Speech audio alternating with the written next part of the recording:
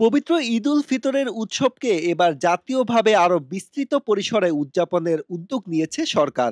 এরই অংশ হিসেবে জাতীয় ঈদগাহ ময়দানের পাশাপাশি রাজধানীর আগারগাঁওয়ে অবস্থিত পুরাতন বাণিজ্য মেলার মাঠে প্রথমবারের মতো ঈদের জামাত আয়োজন করছে ঢাকা উত্তর সিটি কর্পোরেশন, যেখানে আলাদাভাবে নারী ও পুরুষ মিলিয়ে জামাতে অংশ নিতে পারবেন ৬,০০০-এর বেশি মানুষ।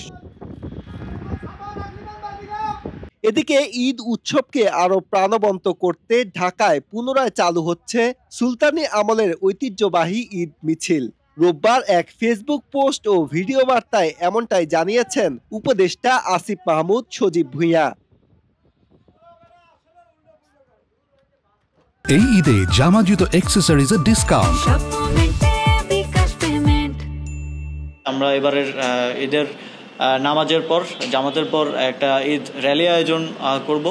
আনন্দ মিছিলের পরবর্তীতে আমাদের একটা সাংস্কৃতিক অনুষ্ঠানেরও আয়োজন থাকবে। বাণিজ্য মেলার যে পুরাতন মাঠ আছে সেখানে এবার কেন্দ্রীয়ভাবে ঈদের জামাত অনুষ্ঠিত হবে এবং সেখানে ঠিক আমাদের যেভাবে গ্রামের ঈদগাহের পাশে ছোট করে মেলা থাকে, যেখানে বাচ্চারা কিংবা শিশু কিশোররা সেখানে কেনাকাটা করে এবং ঈদ উদযাপন করে, সেরকম মেলার আয়োজন থাকবে। কারো ঈদ যেন ঘরে বসে ঘুমিয়ে কিংবা টিভি দেখে না কাটে। ইতোমধ্যে ৬,০০০ মানুষের ধারণ ক্ষমতা সম্পন্ন প্যান্ডেলে ঈদের নামাজের উপযোগী করে তুলতে প্রস্তুত করা হচ্ছে আগারগাঁওয়ে অবস্থিত পুরাতন বাণিজ্য মেলার মাঠ। অজুর ব্যবস্থা, মোবাইল টয়লেট সহ প্রয়োজনীয় সব ব্যবস্থা নেওয়া হচ্ছে।